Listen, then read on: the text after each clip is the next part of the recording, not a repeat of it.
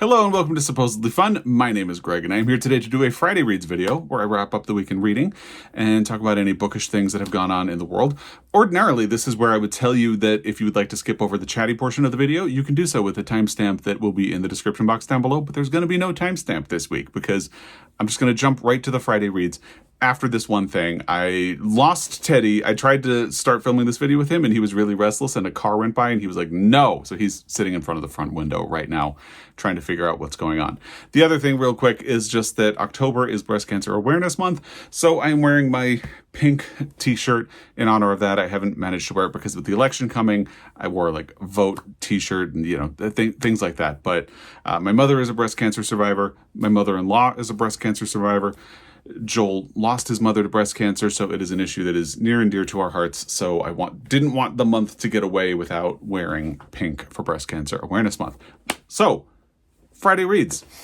I finished 3 books this week. 2 of them were on audio, and that is a bit of a change from the way the rest of my reading year has been going. In the past, I want to say 2 or 3 years, I have had a pretty 50-50 split between audiobooks and print books. And it's been just neck and neck all the way through. This year, it has been skewing much more heavily in favor of print books. And I think a good portion of that is that being that this is an election year in the United States, stress has meant that I have retreated to listening to podcasts a fair amount to sort of settle my mind and help me calm down. So time that I would usually use on an audiobook is being consumed with podcasts instead. I think another facet of it is that ordinarily I have an easier time listening to an audiobook if I'm feeling stressed because that is where my attention can be. And for whatever reason, this year I'm having the opposite happen. But so that's kind of where we are. This week happened to be an instance where I listened to 2 audiobooks and only finished 1 print book. I also have 2 books underway already, and I'm excited to talk to you about all of these. The first book that I finished this week was something that I had already started last week, The Kamigawa Food Detectives by Hisashi Kashiway, translated by Jesse Kirkwood. I think a lot of people have mentioned that they are pivoting to comfort reads, and that's actually something I talked about a great deal in my end of the year book tag that I did earlier this week. If you haven't seen it, I will link it down below. Oh, by the way, there was so much nice reception to the book haul that Joel did with the books that he got in Portland. It makes me happy that you get as excited to have Joel on the channel as I do. That will also be linked down below if you haven't seen it. So just made me happy. So I talked a lot about in that book about how at the beginning of October, a couple of people mentioned that they were pivoting to like cinnamon bun or cozy reads to help prevent election stress. And at the beginning of October, that's not where I was, but I really quickly got to that point. And the Kamigawa Food Detectives pretty neatly fit in with that. It's almost functionally like a short story collection. I admit it is very repetitive. And let me just jump to one of the other books that I finished this week, because ordinarily, I really like to talk about books in order, and I actually finished another book in between these. It's just going to be easier to talk about them together. So I finished The Kamigawa Food Detectives, and I read the sequel, The Restaurant of Lost Recipes, also by Hisashi Kashiway and translated by Jesse Kirkwood. And I think part of the reason I usually don't do sequels back to back, it's why I don't like binge read things, is that the fact that the stories have such a repetitive structure started to feel a little tiring by the end, but I was still so thoroughly charmed that it didn't really matter. But if there was like a 3rd book in this series, I absolutely would have wanted to take a break. Because essentially, you have the Kamigawa Diner, and this diner is special because you can go there and tell the proprietor, a man who is the chef, and his daughter who helps run the detective agency and helps with the restaurant. You can come to them and tell them about a recipe that you have not had in a while. And if you come back in 2 weeks, they will have done their best to recreate that dish for you. And so it's a little bit of a detective story, but centered around food. And one of the things I really appreciate about both books is that it doesn't just talk about food as something that you like. Like, it's not just that you like this particular dish. It's also the memories that you have associated with that dish, the company you might have associated with that dish. Maybe someone is thinking about this dish that they haven't had in a long time because they are grieving or going through some change of life or something like that. All of the attachments that we have to food, that is something that I find fascinating and really interesting. And I deeply appreciated the portrayal of it in this. And the basic structure of each story is essentially the same. It's almost like watching The Golden Girls. I think one of the reasons The Golden Girls can be such a comforting TV show to watch is that you can catch it on TV. It doesn't matter what season it is. It doesn't matter what episode it is. You can slip right into it and know exactly what's going on because things don't change all that much as you work your way through the series. So often when you have a series, especially a detective series, people tell you, oh, you have to go in order because, in the beginning you'll meet this person and then you'll see how the relationship develops. It's pretty much the same all the way through. And again, there is something extremely comforting about that. That, again, is sort of why I think The Golden Girls can be such a cozy, comforting show for a lot of people. You can dip in and out, and it doesn't really matter. You could actually read all of these stories out of order and have pretty much the same reading experience. And that's fine. It's just interesting. So basically, someone will come to the diner and they will have food and then they will go back to the office to talk about what recipe they are looking for. They will notice a wall of photos of food. They will have a conversation with Koichi, the daughter, who helps facilitate the detective agency. And then Koichi will almost always say, this is going to be a little difficult. Come back in 2 weeks. And then after the person leaves, Koichi and her father will have a little brief conversation about the case, and then the next portion of the chapter will be the person coming back to taste the dish. And that's kind of exactly what to expect in almost every single story. And I don't think that's a spoiler to say that, but I think it feels really comforting. And the descriptions of the food are really well done and interesting. Somebody had asked if there is actually a cat in the book, and there is. And the cat factors into every single story across both books. The cat's name is Drowsy because he always looks sleepy. And Koichi will say that this cat is hers, but it is not allowed in the restaurant. So usually anytime someone approaches the restaurant, they will see Drowsy. And when they leave, they will see Drowsy again. So they are a presence, which kind of explains why they are on the cover of both books. I should just be holding both of them up, I guess. And so it justifies the presence of the cat on the cover. It's just really comforting. I love a book that really reckons with food and memory. And both books also deal with grief, not just from the customers who come, who occasionally are looking for recipes that they have not had in a long time because of a loss, but because of the central characters, Nagare, the chef, and Koichi. They lost Koichi's mother about 5 years earlier, and they have an altar set up to her, and every chapter includes her in some way, which I thought was really beautiful and touching. I mentioned we lost Joel's mother to breast cancer before I even met Joel. And ultimately, the books are also, in certain ways, in the parts that are about grief, about ways of keeping people alive and keeping things that you loved with you. And I found that to be just very sweet and compelling. So I really enjoyed both of these books and would highly recommend them to you, especially if you are also feeling stressed out by election season and all of that. These would be really great escapes. And again, you could kind of read a chapter. They read very quickly. And then you could read a chapter, put it down, come back to it. Like, you could actually read this book across weeks if you wanted. But to me, it was just so easily digestible that I finished in no time. So I did the Kamigawa Food Detectives in print. And then I have this copy of The Restaurant of Lost Recipes that was actually sent to me by Putnam. So there's no reason they would be watching, but thank you, Putnam. I really appreciate this. So this one came from the library. So I had this one here, and I originally thought I'm going to repeat the experience. I read this one in print. That is what I'm going to do with The Restaurant of Lost Recipes. However, I did have access to the audio of The Restaurant of Lost Recipes. And I got curious about how these stories would play out on audio. So instead, I pivoted and did The Restaurant of Lost Recipes on audio. And it's a 5-hour audio and sped up to 1.2. Like, I didn't have a very busy day with work yesterday. I finished it in one day.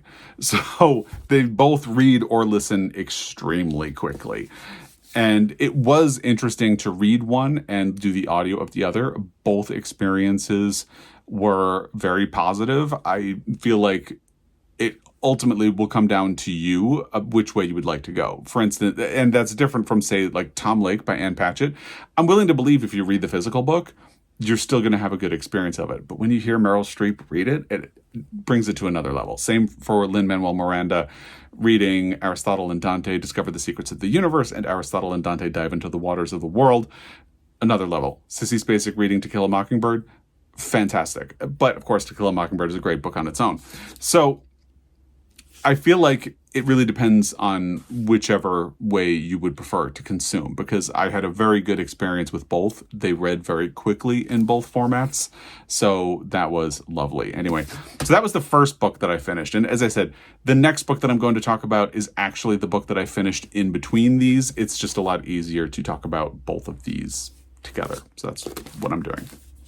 So while I was reading The Kamigawa Food Detectives, I started The Pairing by Casey McQuiston, because I figured I wanted a little bit of queer romance in my life, but also because Joel listened to this on audio and loved it and basically said, like, I think you're going to really like this.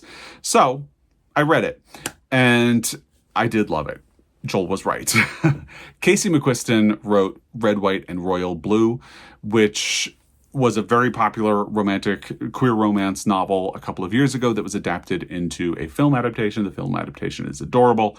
And I hadn't read another one of Casey McQuiston's books, but I had been kind of thinking about doing it over time. And this was just a nice excuse to do it. I admit I had actually thought about staying away from The Pairing, because the way this book is described made it sound like something I was not going to be interested in. And that actually turned out not to be the case at all. I was very interested in it. So the way the book is described is that you have these two people, Theo and Kit, who had dated in the past and then broke up and went their separate ways. But before they broke up, they had purchased tickets on this food experience in Europe.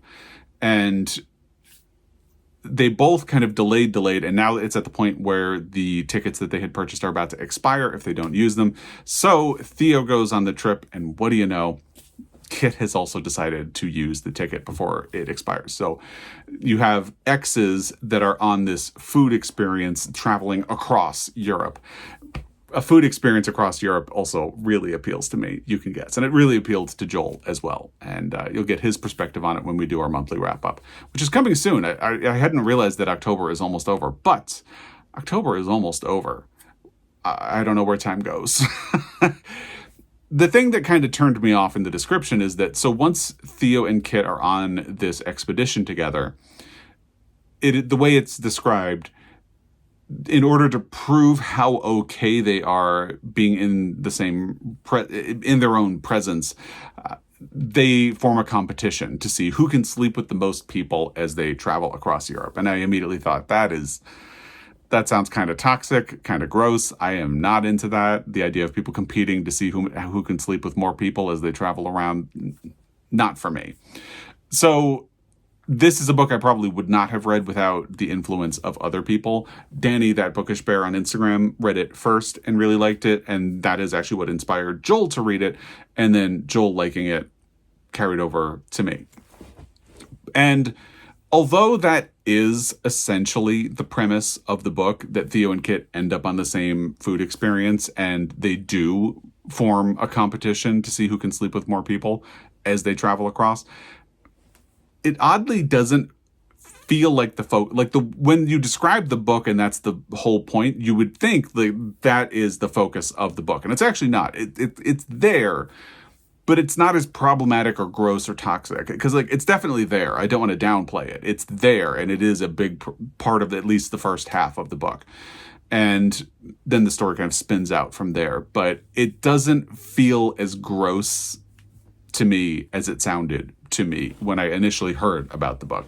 And it's actually a really sweet book. They have a very cute relationship.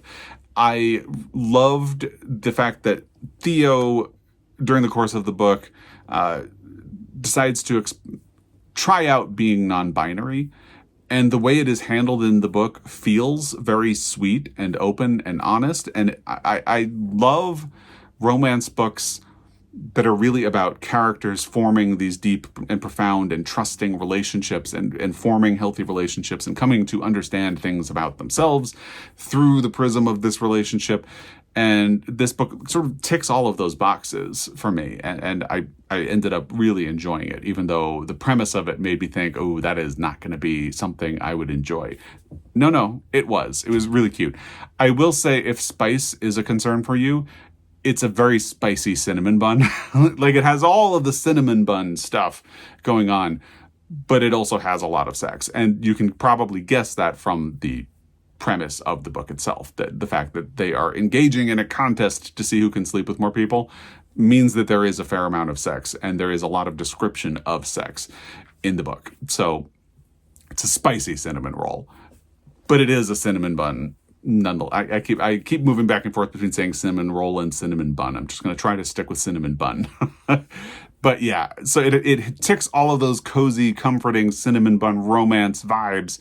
But if spice is a concern for you, you might want to think about that if you consider reading the pairing. And it was fun because initially they start traveling in France and then move into Spain, and they end in Italy. And they go to a couple of the places in Italy that Joel and I went to. Have I ever mentioned that Joel and I went to Italy? We did. They go to some of the places that we went to and some places that we didn't manage to get to. So that portion of the book in particular is fun. And of course, they talk about food and wine pairings. And it is fun, but each chapter will say the name of the city that they are going to be in and then say pairs well with, because Theo is studying to be a sommelier at the beginning of the book. So the idea of pairing comes into play a lot, like pairing food and wine and pairing two people together. And, I thought it was a very sweet book, and I'm glad that I read it because I had sort of prejudged it based on the way it was described to me. And I'm glad that I got past that and experienced the book for myself. So when I decided not to do the Restaurant of Lost Recipes in print and pivoted to the audio, I was really thinking about what to read next. And I settled on a book that is actually going to be featured in my book haul, which will be next week for October. So here's a little bit of a spoiler for you. Now, I'm going to hold it up, but I am going to block part of the cover. Not that I'm a prude, not that I have any problem with the cover of this book, but I don't want, people have boundaries, and it's okay. That's why I give spice warnings on romance books. So basically, it's Salam Lek by Khaled Al-Ismail, translated by Larry Price from the Arabic. And the reason I'm going to cover it is that there is a towel underneath my hand, but it goes very low, and that might make some people uncomfortable. So I'm just going to hold the book like this. I decided to dive into Salam Lek, and on the back of the book, there is actually a blurb that has a very handy definition of the word Salam Lek. Salam Lek, which means a room only for men, is beautiful in its simplicity and manages to be powerful without great excesses. And it is also described as a homoerotic story from Syria. So when this came out, the cover obviously caught my eye right away when I first saw it. But the description of it made me think, oh, this is something I would be really interested in reading. It is about a man in Syria who is gay and trying to come to terms with that. He ultimately ends up in Sweden. It is kind of inspired by Khaled Al-Ismail's personal life. And of course, it's a fictionalized version, so who knows how much of it is real, how much of it is not. But it is ultimately going to be about him coming to terms with that and the sort of homoerotic. Well, I'll talk more about the premise in the next Friday Reads, when I will probably have finished this book, and in my book haul, which will be coming. But the premise of the book sounded fascinating. Now, I requested that my library get a copy of this book, and they did not. And I don't have access to the audio on any of my subscription apps. It's not on Libro. So I knew that I was probably going to have to get the print book at some point.